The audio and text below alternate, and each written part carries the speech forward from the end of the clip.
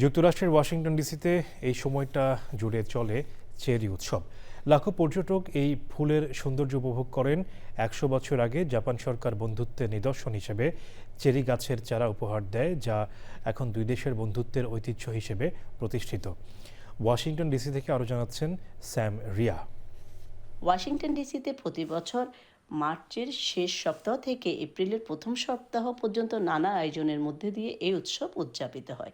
Parade, সাংস্কৃতিক অনুষ্ঠান এবং নানা বিনোদনমূলক আয়োজন থাকে দর্শনার্থীদের জন্যে।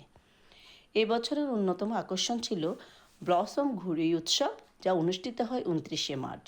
বিগত শতকে শুরু হওয়া এই আয়োজন এখন জাতীয় পর্যায়ের উৎসবে পরিণত হয়েছে। সব মিলিয়ে চেরি ফুলের এই অপূর্ব সৌন্দর্য আর বৈচিত্র্যময় আয়োজন বসন্তের আগমনী বার্তা নিয়ে হাজির হয় রাজধানী ওয়াশিংটন ডিসিতে, যা প্রতি বছরই মুগ্ধ করে লাখো দর্শনার্থীকে। আজ আমরা এসেছি ওয়াশিংটন ডিসিতে চেরি ব্লসম ফেস্টিভ্যালে। পৃথিবীর সকল প্রান্ত থেকে এই ফেস্টিভ্যালে লোকজন অংশগ্রহণ করে। গাছের ফুলে ফুলে জানান দেয় বসন্তের আগমন, আর এই বসন্ত উপভোগ করতে সারা বিশ্ব থেকে লোক আসে, সবাই এনজয় করে। আজকে এখানে আমরা আসলাম, আর এই ব্লসমটা চলে মার্চের মাঝামাঝি থেকে এপ্রিলের মাঝামাঝি পর্যন্ত। ওয়াশিংটন ডিসি থেকে স্যাম রিয়া, চ্যানেল আই।